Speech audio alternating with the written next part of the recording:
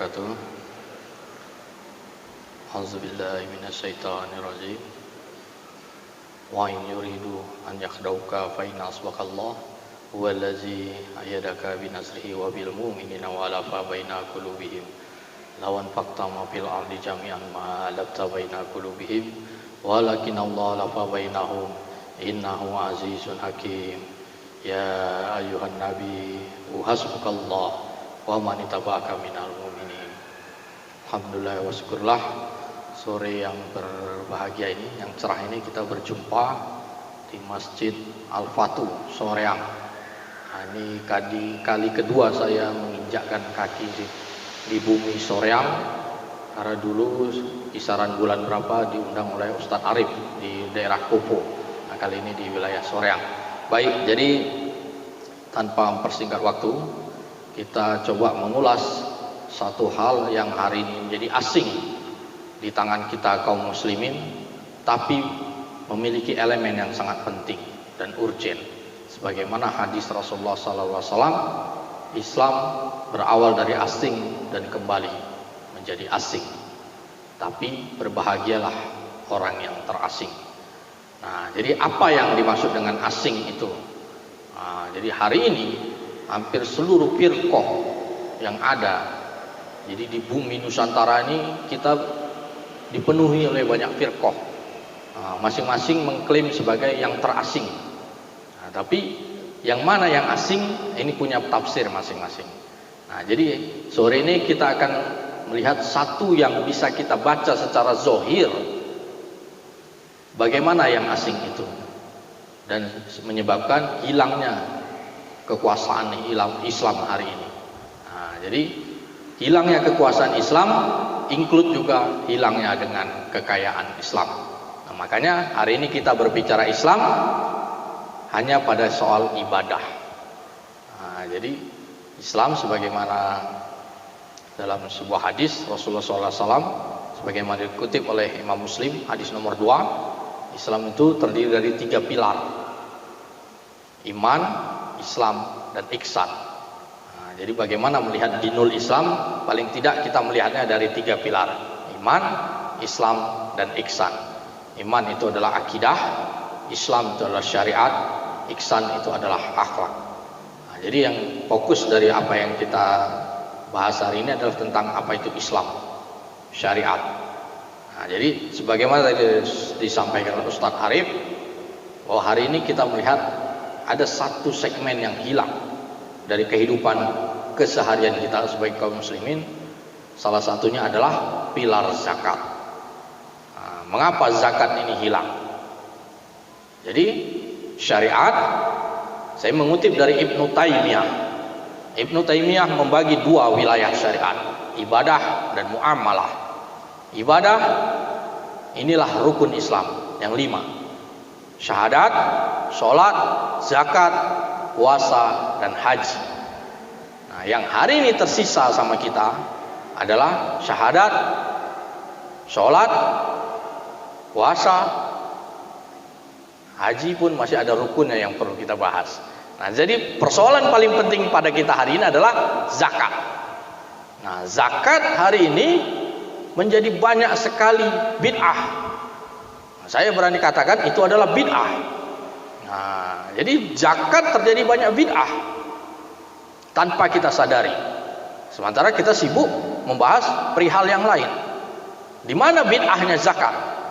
Nah, zakat menjadi elemen yang sangat urgent dalam 5 pilar ibadah tadi. Nah, jadi syariat tadi ibadah dan muamalah. Nah, muamalah ini konteksnya banyak. Di sana ada munakahat, perkawinan, mahkamah, peradilan. Nah, peradilan ini bukan seperti yang hari ini di pengadilan negeri, pengadilan tinggi, Mahkamah Agung. Bukan itu. Mahkamah, kemudian ada jinayat. Jinayat bukan KUHP. Kemudian ada waris, ada buyu, jual beli. Nah, ini juga menjadi hilang dalam kehidupan kita dan lain-lainnya. Nah, itu adalah segmen muamalat. Nah, tapi segmen paling yang mau kita fokuskan di sini adalah bagaimana bid'ah yang terjadi pada zakat. Nah, jadi zakat bukanlah ibadah yang sembarangan. Dalam Al-Quran Allah Subhanahu wa ta'ala berfirman 27 kali Allah menyebutkan wa aqimus shalah wa atuz zakat. Tegakkan solat, dirikanlah zakat. Jadi solat dan zakat selalu disambung dalam kalam Allah Subhanahu wa ta'ala, menunjukkan bahwa zakat bukan pilar yang biasa-biasa saja. Ini bukan ibadah yang sambilan. Jadi pentingnya zakat sebagaimana juga dengan pentingnya sholat. Nah, hari ini orang tidak sholat masih ada yang takut, walaupun banyak juga yang tidak sholat. Tapi menunjukkan bahwa ibadah sholat masih kita bisa jumpai dimanapun. Di negeri-negeri muslim masih bisa kita jumpain orang tetap sholat. Tapi soal zakat, nah ini yang menjadi problem besar bagi kita hari ini, di zaman kita hari ini. Nah, jadi inilah yang menjadi fokus kita, di mana problematika zakat. Nah, jadi zakat sebagaimana dengan sholat, dia juga memiliki fikih. Mulai jadi dari sholat, semuanya harus mengikuti fikih agar sholat dikatakan sah. Jadi fikih sholat dimulai dari wudhu, niat, takbir sampai salam, dan kiblatnya pun harus menghadap Makkah. Sholat dalam makna syariat. Nah, jadi fikihnya harus runut supaya sholat dikatakan sah. Nah, hari ini zakat menjadi banyak problem karena fikihnya sudah banyak diubah. Kapan terjadi pengubahan fikih zakat? Kita bisa mencatatnya sejak abad ke-17 Masehi. Nah, jadi disinilah banyak terjadi perubahan fikih zakat. Jadi sebagaimana dengan fikih sholat, maka fikih zakat pun harus sesuai dilaksanakan supaya dia menjadi sah. Nah, jadi zakat ada dua unsur, zakat mal dan zakat fitrah. Fokus kita hari ini adalah soal zakat fitrah. Zakat mal, sorry. Jadi zakat mal hari ini banyak terjadi masalah. Nah, jadi zakat, problem pertama pada soal zakat adalah siapa yang berhak memungut zakat. Yang problem kedua, bagaimana alat bayar zakat. Nah, jadi kedudukan zakat sama seperti sholat, tidak boleh fikihnya kita rubah. Jadi kalau kita sholat dari wudhu sampai salam, kita semuanya benar fikihnya, tapi kiblatnya menghadap Medan, tentu sholat menjadi tidak sah. Kiblatnya harus menghadap Makkah. Mau bagaimanapun alimnya orang, dia harus menghadap pada syariat. Ketika dia melanggar syariat, maka sholatnya menjadi kurang sah. Nah, begitu juga dengan zakat. Zakat harus disesuaikan dengan fikihnya, tidak bisa kita rubah. Nah, jadi problem pertama zakat adalah siapa pihak yang berwenang dalam menegakkan zakat, dalam mengambil zakat mal. Nah, zakat mal hari ini menjadi problematika karena terjadi banyak bid'ah dan banyak kelalaian, sehingga orang mudah meninggalkan kewajiban dia dalam melaksanakan zakat mal. Padahal zakat mal itu adalah wajib bagi orang yang sudah terkena nisab dan haul pada hartanya. Nah, jadi dia seperti kotoran dalam badan kita, dia harus dibersihkan, dibuang. Itulah zakat mal. Konteks ibadahnya seperti itu. Nah, hari ini orang nggak tahu berapa kekayaan dia, berapa harta dia, kemana dia buang itu, atau dia simpan-simpan, atau dia tidak buang sama sekali. Alhasil harta itu menjadi kotor. Nah, karena apa? Tidak ada orang yang berwenang mengambil itu, dan tidak ada orang yang berinisiatif mengambil itu. Padahal ini adalah syariat. Jadi sholat, zakat 27 kali Allah Subhanahu wa ta'ala menyebutkan dalam Al-Quran. Ini bukan ibadah yang biasa-biasa. Nah, jadi bagaimana zakat ini sangat penting. Nah, problem pertama adalah yang berwenang mengambil zakat sebagaimana disebutkan dalam surat An-Nisa, surat At-Taubah 103, kewajiban tentang memungut zakat. Allah Subhanahu wa ta'ala berfirman, Kuds min amwalihim sadaqatan. Tariklah zakat, ambillah zakat. Tariklah zakat itu. Siapa yang disuruh menarik zakat? Nah, jadi di sini ada satu fungsi kekuasaan, fungsi power. Nah, bagaimana power sangat kita perlukan sebagai kaum muslimin. Yang berhak mengambil zakat itu adalah sebagaimana Allah sebutkan dalam surat An-Nisa 59. Atiullah, ati Rasul wa ulil amri minkum.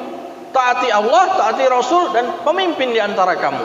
Inilah yang berhak mengambil zakat. Inilah tugas ulil amri. Yang disebut ulil amri minkum yaitu berkaitan dengan surat At-Taubah 103.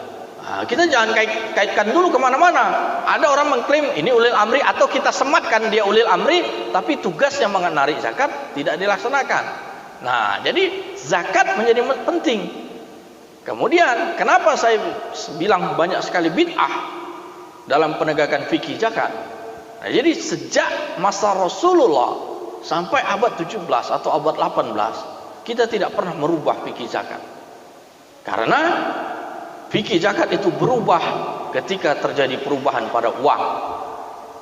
Nah, jadi dulu yang dipatok oleh Rasulullah dalam mematok berapa nisab dan haul zakat itu adalah 20 dinar, maka nisabnya adalah setengah dinar.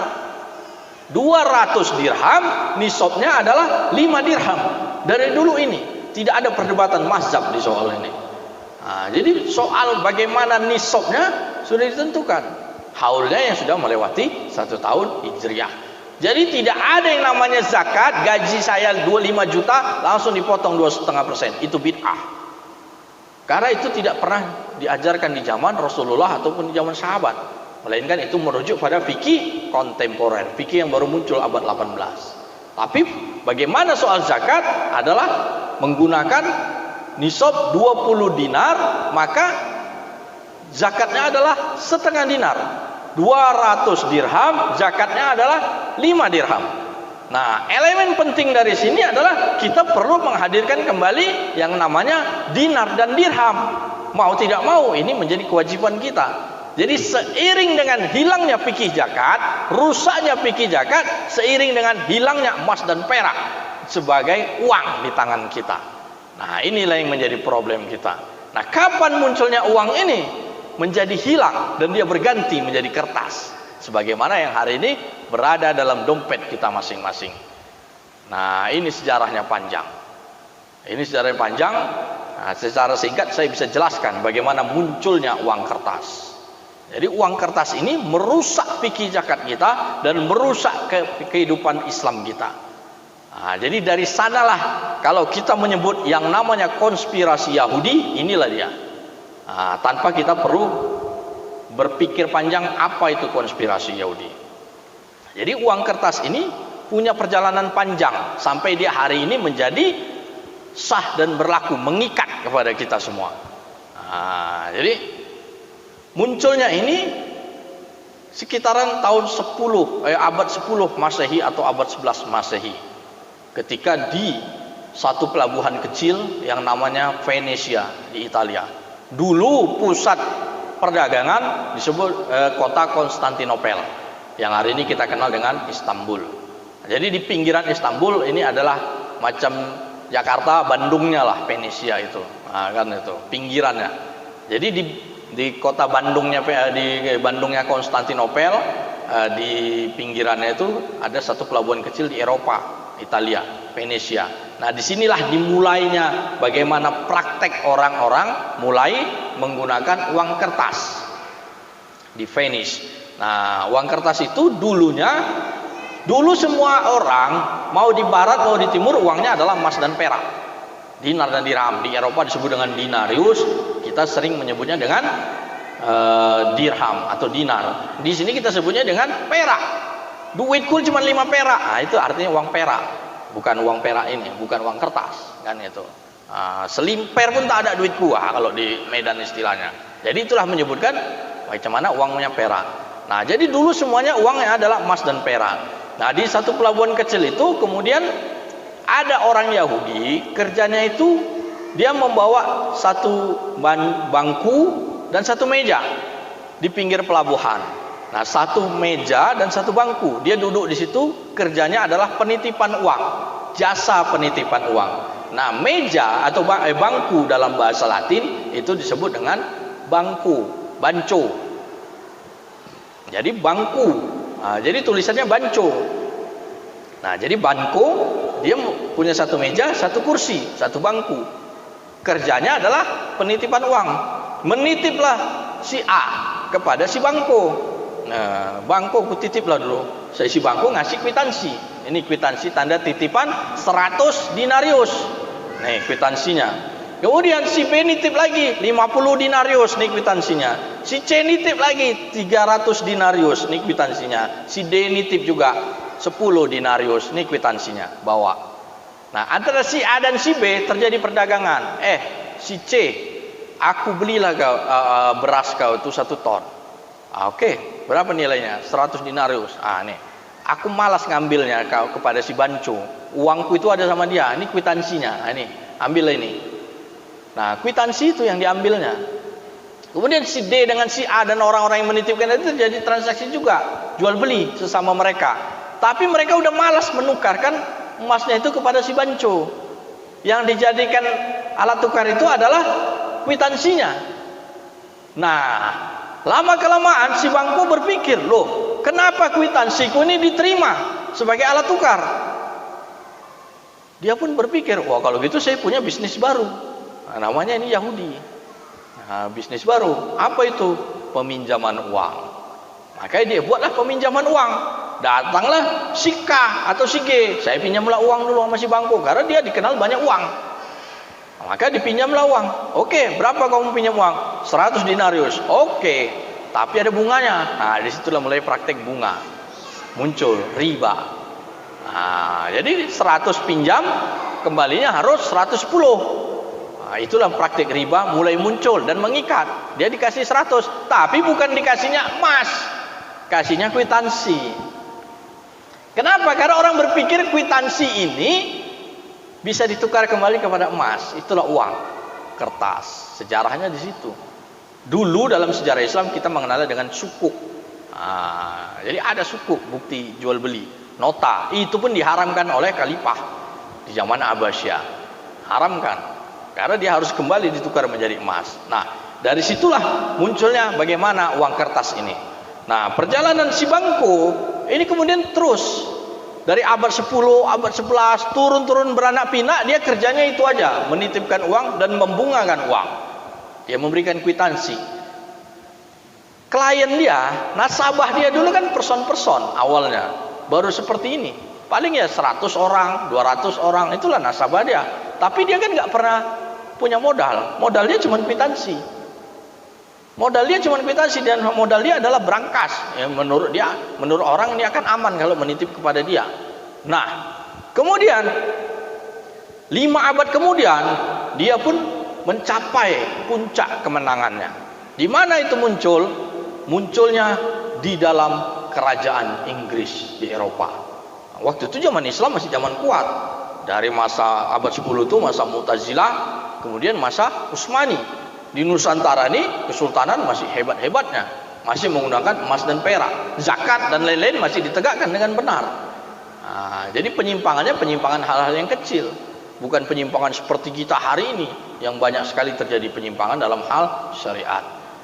Jadi di Inggris, di Eropa ketika itu terjadi perang antara Katolik dan Protestan. Jadi masa di Eropa. Nah, kenapa kita harus merujuk pada Eropa?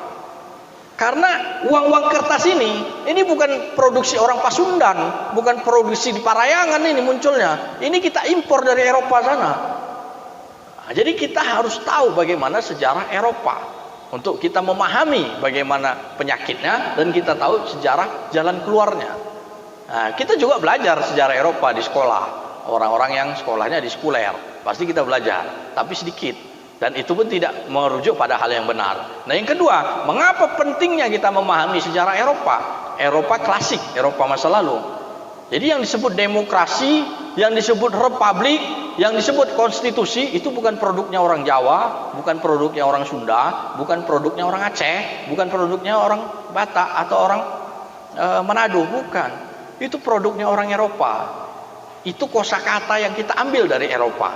Itu kosakata yang kita ambil dari Romawi. Maka kita perlu merujuk ke sana. Apa betul hari ini negara demokrasi? Apa betul ini disebut uang? Nah, makanya dari situ kita perlu merujuk ke sana sebagai Muslim.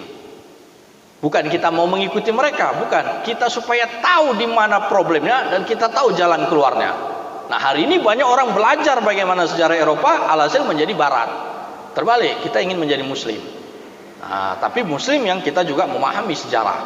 Nah, jadi abad ke-11, abad ke-16 muncullah revolusi Inggris di Eropa. Masa itu Eropa dikuasai oleh dogma gereja, gereja Roma. Gereja Roma memaksakan akidahnya supaya berlaku. Maka berlaku ajas the king can do no wrong. Raja nggak boleh salah. Jadi ketika itu raja dan gereja menjadi seperti ulama dan umarok. Mereka nggak boleh dibantah. Mereka bebas bayar pajak dan lain-lain, nggak boleh salah. Nah, yang kedua, pemahaman terhadap gereja Roma, akidahnya, ini sudah banyak terjadi hal-hal yang nggak masuk akal. Makanya orang mulai berontak. Muncullah kaum protes, pengikut Lutheran yang disebut dengan Protestan. Ini ada kaitannya nanti dengan sejarah kita hari ini. Jadi kita bukan mau membedah sejarah Nasrani, bukan. Jadi pengikut Protestan ini menentang gereja Roma. Gereja Roma ketika itu akidahnya, aliran akidahnya seperti aliran Jabariyah kalau dalam Islam, bahwa semuanya harus karena Allah. Jadi keterpaksaan. Jadi seperti Jabariyah dan harus dipatuhi. Siapa yang menentang langsung dihukum, pendosa dihukum. Nah, orang udah banyak nggak masuk akal, protes. Maka muncullah kelompok-kelompok protes yang disebut dengan kaum Protestan. Nah, ini secara singkat. Nah, kelompok Protestan ini paling banyak kemudian berkumpul di kerajaan Inggris. Nah, jadi kelompok Protestan yang pertama kali berhasil merdeka dari kedikdayaan dogma gereja Roma itu adalah Inggris. Tahun 1668 ketika terjadi revolusi Inggris. Nah, orang Protestan sudah berhasil menunjuk seorang rajanya. Jadi ketika itu terjadi perdebatan siapa raja antara kelompok Katolik dan kelompok Protestan di Inggris. Orang Protestan berhasil menang. Nah, ditunjuklah raja namanya Raja William of Orange. Raja William dulunya raja Belanda. Diimporlah oleh orang Inggris, kemudian dinikahkan sama Ratu Mary pertama. Ratu Mary ini yang keturunan dinasti Tudor di Inggris. Jadi dia punya terah dengan raja-raja Inggris.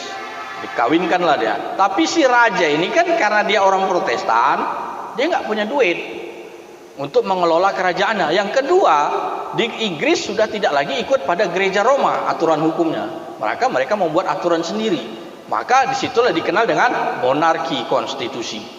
Konstitusi pertama yang mengatur monarki. Nah, yang kedua, yang mengawinkan si raja Inggris ini dengan ratunya ini adalah para bankir, para banco-banco tadi yang sudah kaya raya. Mereka kaya karena mereka kerjanya berdagang uang. Nah, raja nggak punya uang, raja kehabisan modal. Ketika mereka sudah habis berperang dengan Prancis dan kerajaan-kerajaan lainnya, maka si bangko berkumpullah, ada sekitar 15 orang pengusaha-pengusaha Yahudi yang kerjanya pedagang uang. Mereka berkumpul, mereka memberikan uang kepada si Raja William sebesar 25 juta frank. Uang ini dalam bentuk emas. Dikasih 25 juta frank. Inilah sebagai modalmu ketika menjadi Raja Inggris. Tapi ada syaratnya. Bangko ini nggak mungkin dia hibah, atau dia bukan wakaf. Syaratnya adalah kau jadi raja, aku yang mengatur uang kerajaan Inggris semuanya. Maka muncullah yang disebut dengan Bank of England. Peminjaman uang 25 juta frank itulah yang dikenal dengan nama utang nasional. Jadi untuk melihat mengapa hari ini Indonesia punya utang, Turki punya utang, Malaysia punya utang, Jepang punya utang, Amerika pun punya utang. Nah, dari situ melihat situasinya. Dari revolusi Inggris. Nah, bagaimana bankir memberikan utang kepada raja. Dulu nasabahnya bankir adalah pribadi-pribadi seperti ini. Revolusi Inggris, nasabah dia adalah seorang raja. Dan dia pun minta hak mengatur ekonomi satu kerajaan itu. Alhasil dia punya bank, namanya Bank of England, bank nasional pertama yang memiliki nasabah seluruh kerajaan Inggris. Maka raja dikasih utang, terus macam mana cara bayarnya? Bagaimana cara bayarnya? pajakin rakyatmu. Itulah untuk bayar cicilan utangmu. Nah, itulah makanya disebut dengan pajak, upeti. Jadi pajak itu untuk bayar utang kepada bankir. Jadi bankirlah yang mengatur raja. 1 abad kemudian, virus revolusi Inggris menyeberang ke Perancis yang kita kenal dengan revolusi Perancis tahun 1789. Nah, ini ada kaitannya sama kita nanti di sini. Kenapa? Di sini sudah ada POC. Sudah ada POC Hindia Belanda. Jadi pergantiannya nanti muncul bagaimana pergantian Daendels, pergantian kepada Raffles dan lain-lain. Ini juga berkaitan dengan bagaimana hilangnya uang kertas. Bagaimana perang di Penogoro yang saya baca di Jawa itu adalah satu perlawanan karena Hindia Belanda memaksakan berlakunya uang kertas. Dan Hindia Belanda mengikut pada yang terjadi di Eropa. Nah, maka dari itu kita harus merujuk kepada sejarah Eropa juga. Nah, yang kedua, di revolusi Prancis maka muncullah yang namanya Republik Prancis dengan Napoleon Bonaparte sebagai kaisar. Napoleon begitu juga cara dia menjadi kaisar, pemimpin Prancis adalah dia diberikan modal oleh 25 orang para bankir di Prancis. Dia diberikan 75 juta franc uang ke logam uang emas untuk menjadi modalnya Napoleon, dan itu disebut dengan utang. Dan para bankir meminta hak memiliki Bank de France. Nah, jadi di Inggris dia punya the Bank of England, di Prancis dia punya Bank de France. Nah, 1 abad kemudian mereka merambah lagi kemana? Ke Kesultanan Utsmaniyah. Nah, di sini baru masuknya pada wilayah kita. Jadi mereka sudah merambah Eropa. 1 abad kemudian dia merambah ke negeri-negeri Muslim. Jadi Utsmaniyah lah dia berjebol. Sebelumnya mereka sudah menjebol Mesir. Nah, jadi berapa tahun sebelum Utsmaniyah mereka menjebol Mesir. Tapi kita masuk ke Utsmaniyah ketika masa Tanzimat 1840. Tahun 1840. Jadi 1789 revolusi Prancis, 1 abad kemudian 1840 Tanzimat di Utsmani. Apa itu Tanzimat? Perubahan hukum. Dulunya Utsmani menerapkan syariat Islam, tapi kemudian masa Tanzimat dirubah. Mereka mengikut yang namanya hukum Prancis. Apa itu hukum Prancis? Itu yang disebut dengan Code Napoleon. Code Napoleon ini isinya adalah 3 kitab hukum induk. Nah, yang hari ini kita kenal. Jadi kita 3 kitab hukum induk itu. Jadi gini, dulu waktu sebelum revolusi Prancis, orang-orang Eropa itu tunduk pada hukum gereja. Hukum gereja dan hukum raja. Nah, jadi hukum Tuhan. Walaupun hukum Tuhannya sudah banyak terjadi penyimpangan. Nah, itu harus diakui. Nah, jadi karena terjadi banyak penyimpangan, maka mereka membuat modifikasi bahwa hukum ini harus kehendak manusia, bukan lagi kehendak Tuhan. Maka itu yang disebut dengan konstitusi. Jadi kehendak manusia, bukan bahwa semua ini dianggap Tuhan itu seperti pembuat jam, masuknya filsafat. Nah, nanti kita bahas dalam segmen lain karena itu bisa panjang. Nah, jadi filsafat mengatakan bahwa semua ini adalah perbuatan manusia, bukan perbuatan Tuhan. Jadi hukum pun harus manusia yang buat. Maka muncullah teori le contrat sosial. Teorinya Rousseau. Nah, jadi kita mengenal Rousseau. Jadi Rousseau itu mengatakan kehendak rakyat itu kehendak manusia, bukan kehendak Tuhan.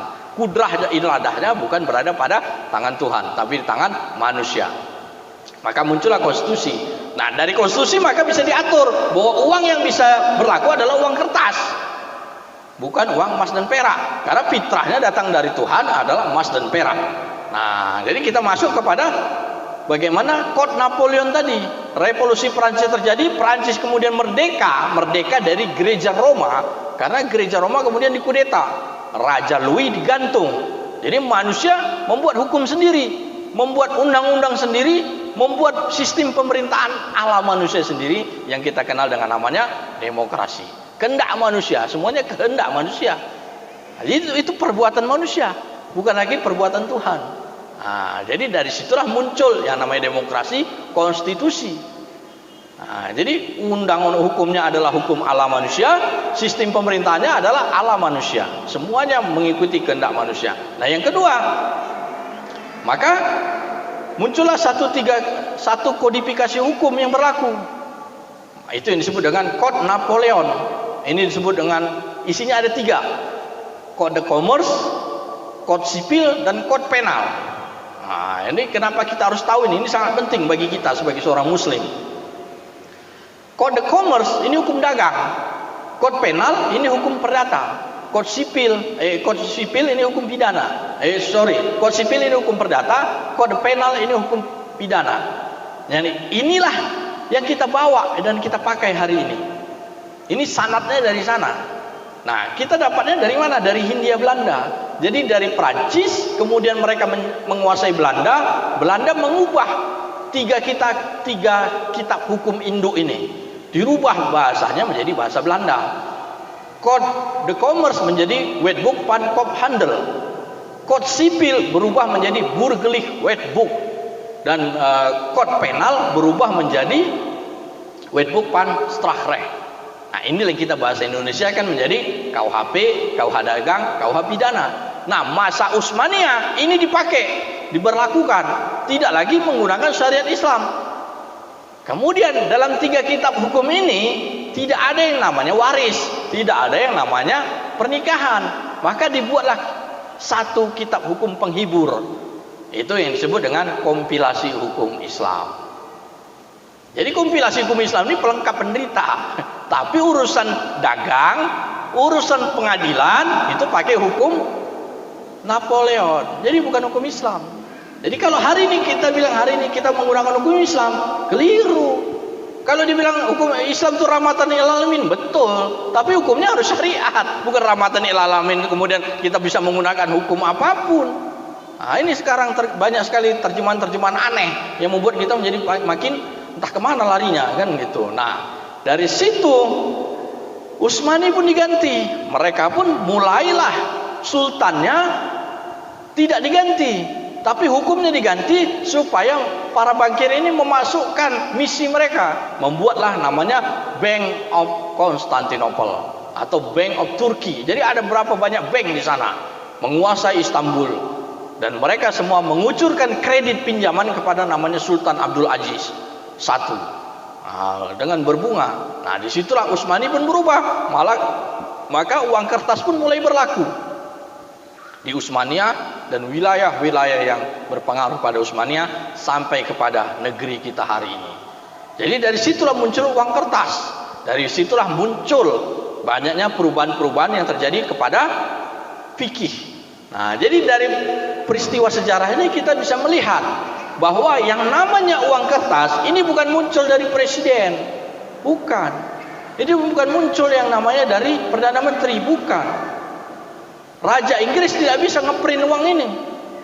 Perdana Menteri Malaysia nggak bisa ngeprint hari ini uang ini. Presiden Indonesia nggak bisa ngeprint uang ini. Ini kewenangan yang namanya Bank Sentral. Makanya yang disebut trias politika itu nonsen. Nggak ada yang namanya trias politika. Yang ada for politika, entah apa istilahnya. Karena selalu ada eksekutif, judikatif, legislatif. Yang kedua, yang keempat, bank sentral. Ini invisible man. Ini tangan tak terlihat, tapi dia yang mengatur semuanya.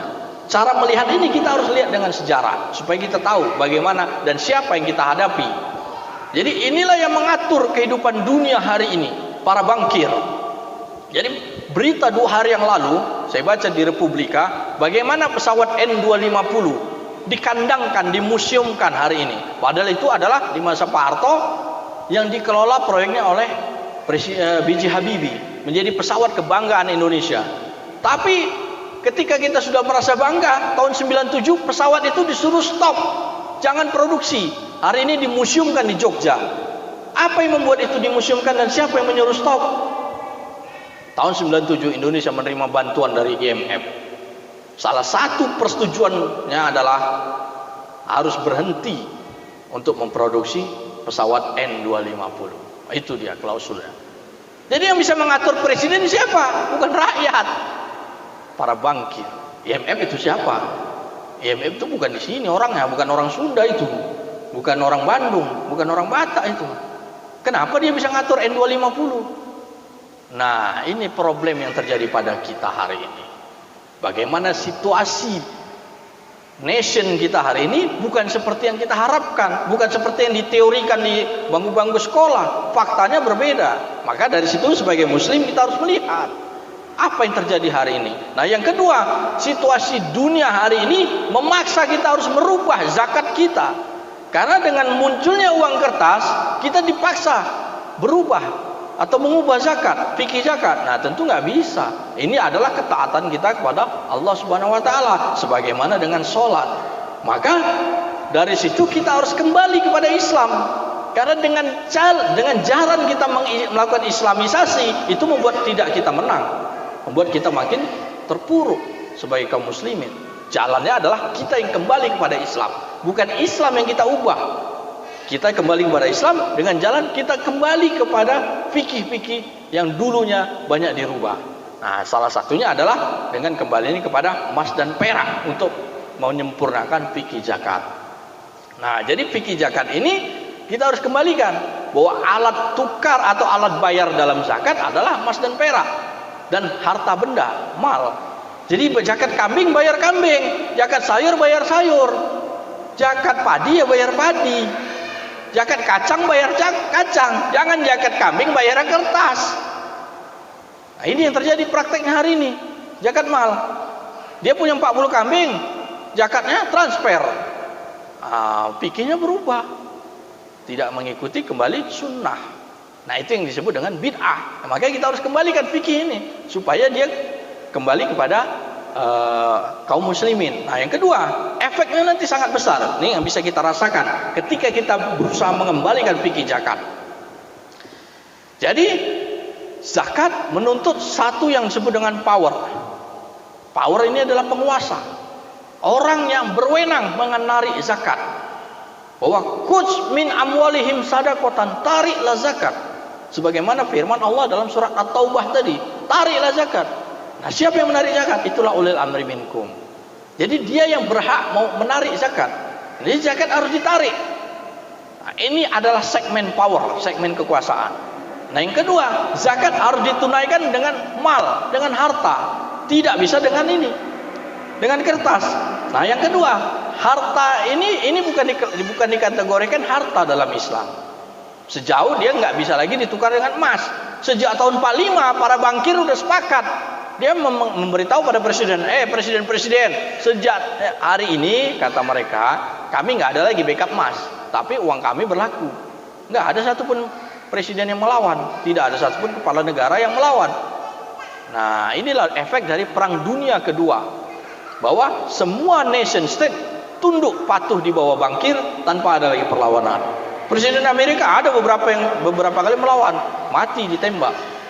Nah, jadi sampai hari ini tidak ada yang namanya presiden berdaulat penuh. Kalau dia berdaulat penuh, tentu dia bisa ngeprint uang sendiri. Nah, jadi di barat sana mereka sudah banyak melakukan pertanyaan-pertanyaan masyarakat biasanya. Untuk apa kami bayar pajak? Kan kalian bisa ngeprint sendiri uang itu. Nah, itu bahasa konyolnya. Kan kalian bisa ngeprint sendiri, kami untuk apa bayar pajak? Nah, kan bahasa bodohnya begitu, tapi itu benar. Nah, jadi yang kedua, nilai ini diberikan oleh bankir, bukan oleh presiden, bukan oleh kepala negara. Tidak ada satupun entitas negara yang mengeluarkan nilai ini. Jadi yang mengatakan bahwa ini 100 ringgit, yang mengatakan ini 50 ringgit, ini bukanlah Perdana Menteri Malaysia, ini Bank Malaysia. Yang mengatakan meletakkan uang di situ 50.000 itu bukan presiden. Yang mau meletakkan uang 75.000 itu bukan presiden. Nggak ada kewenangan presiden di situ. Dicari pasalnya, undang-undangnya itu nggak ada. Kalau presiden membuat itu rusak negara, karena bankirnya nggak terima. Nah, ini. Jadi dari sini kita melihat bahwa presiden hari ini tidak berkuasa penuh, tidak berdaulat penuh. Maka dari itu kita harus kembalikan kekuasaan kepada kaum muslimin, pada diri kita sendiri. Kita harus punya penguasa kita, penguasa dalam makna yang menegakkan syariat kita. Kita nggak bisa menunggu yang namanya pemimpin nation state, karena itu di luar dalam konteks. Maka dari itu kita harus melihat bahwa ini jalan untuk menegakkan zakat adalah pada diri kita sendiri, pada kelompok kita sendiri, pada komunitas kita sendiri, dan pada umat sendiri. Karena yang diperintahkan Allah adalah ulil amri minkum, pemimpin di antara kamu, bukan pemimpin semua orang. Nah, jadi itu maknanya. Nah, yang kedua, zakat itu harus ditarik. Jadi harus dihitung siapa yang punya harta dan siapa yang memiliki nisabnya, dan dikonversikan kepada dinar dan dirham. Dia punya sapi, dia punya kambing, harus diambil zakat itu. Dan kemudian zakat berputar dari muzaki kepada mustahi. Nah, di sini konteksnya. Jadi kita nggak perlu lagi membahas yang namanya ekonomi umat dan lain-lain. Zakat aja tegakkan, selesai. Kenapa kita lari kemana-mana? Zakat itulah bagaimana perputaran harta dari muzaki kepada mustahi. Nah, jadi dari masjid ini misalnya zakatnya dalam 1 tahun atau dalam 1 bulan ada income zakat sekitar 100 juta. Maka konversikan dia menjadi emas atau perak, dinar atau dirham, bagikan kepada mustahik di sekitar sini. Maka dia menjadi seperti kita kembali kepada masa sunnah. Itulah masa tegaknya kembali fikih zakat. Nah, kemudian kemana para muzaki, para mustahik setelah kita bagikan perak kepada mereka? Mereka berbelanja kepada sesama mereka. Karena yang namanya perdagangan itu harus ridho sama ridho, harus antara midinkum, suka sama suka, seimbang. Jadi dengan adanya uang kertas ini muncullah riba. Jadi lanjutannya adalah muncul riba. Jadi riba ini ada 2 secara garis besar. Kita merujuk kepada Ibnu Rushd, riba al-fadl dan riba nasi'ah. Nah, jadi riba al-fadl ini adalah penambahan, riba nasi'ah adalah penundaan. Jadi ini ada disebut dengan penambahan. Sebagaimana tadi saya jelaskan munculnya sejarah uang kertas. Angka 100 ini kan ditambah, intrinsiknya ini kan kertas. Nah, tak ada pula kertas ini. Apalah bedanya sama kertas HPS? Kan nggak beda ini. Secara johir lah ngelihatnya ini. Jangan tersihir dulu dengan angkanya ini. Ini kalau dihilangkan mereknya, saya remuk nih. Sayang pula nanti kan. Nah, jadi, tapi ini intrinsiknya ini kertas. Ini intrinsiknya ini adalah gelas. Ya kan? Ini kan intrinsiknya ini adalah kain. Ini intrinsiknya adalah kertas. Nah, kalau kain dikasih angka 100 berlaku nggak? Nggak berlaku. Kenapa kertas dikasih angka 100 berlaku dia? Jadi uang. Nah, itulah sihirnya. Yang secara otak kita ini disusupi sihir itu tiap hari. Nggak pakai mantra, pakai sekolah. Nah, itu cara dia menyihirnya. Nah, pakai sekolah, setiap hari kita disuruh sekolah supaya kita bisa menerima ini. Ujungnya zakat kita berubah, perdagangan kita berubah, riba muncul dalam hari-hari kita setiap hari. Nah, jadi riba pertama adalah penambahan dari uang. Penambahan nilai. Nilainya ini 5-nya sebenarnya nih. Karena satu kertas ini nggak ada harganya. Tapi ketika dia ditambahin jadi 100, maka dia berharga. Nilai yang muncul dari situ. Yang kedua, ini adalah penundaan. Kenapa penundaan? Seperti tadi saya ceritakan. Ini sejarah banco. Harusnya dia dikembalikan kepada emas dan perak. Baru dia menjadi cash and carry. Nah, baru dia menjadi seimbang harta dengan harta. Dalam Islam perdagangan itu harus cash and carry, harus seimbang. Mislan bin mislin. Jadi nggak boleh kita beli kerupuknya nyata. Kerupuknya jelas, dia mulai dari digoreng atau beli beras lah, berasnya kan nyata. Saya kasih kertasnya tidak nyata. Angkanya angka penambahan dan angka sihir, penundaan. Nah, jadi pedagang beras menerima barang yang berdasarkan pada konspirasi, ditunda dan ditambah. Sementara berasnya kita terima real. Maka dari itu terjadi riba. Oleh karena itu kita harus kembalikan ini menjadi barang yang intrinsik. Kembalikan kepada emas dan perak. Jadi selagi ini masih bisa dibuat untuk menjadi dirham, jadikan dia dirham. Selagi dia masih bisa dijadikan perak, jadikan perak. Nah, yang kedua, elemen penting lainnya adalah zakat menjadi kita tegakkan sesuai dengan sunnah. Karena kita menunaikannya dengan emas dan perak. Zakat harta saya ada 20 dinar, saya bayar setengah dinar pakai emas. Bayarnya pun harus tempatnya dengan benar kepada ulil amri minkum. Maka zakat pun berputar dengan benar, diberikan kepada mustahik. Kalau mustahik mendapatkan harta dengan benar, maka kita keluar dari yang namanya mekanisme banking system. Apakah ini melanggar hukum? Tidak. Saya nanti bertanggung jawab secara hukum kalau misalnya ada masalah, kan? Artinya tidak ada yang dilanggar. Orang kita menegakkan zakat itu sama aja dengan mengatakan orang nggak boleh sholat. Mana ada orang tidak sholat melanggar hukum? Ini urusan zakat. Nah, jadi zakat ini adalah menjadi ibadah yang hari ini harus kita tegakkan. Nah, yang kedua, dengan tegaknya zakat maka kita harus berjemaah bersama-sama, karena ini tidak mungkin kita tegakkan sendiri. Dia seperti sholat jemaah. Jadi kita harus tegakkan bersama-sama. Puasa masih bisa kita puasa sendiri. Syahadat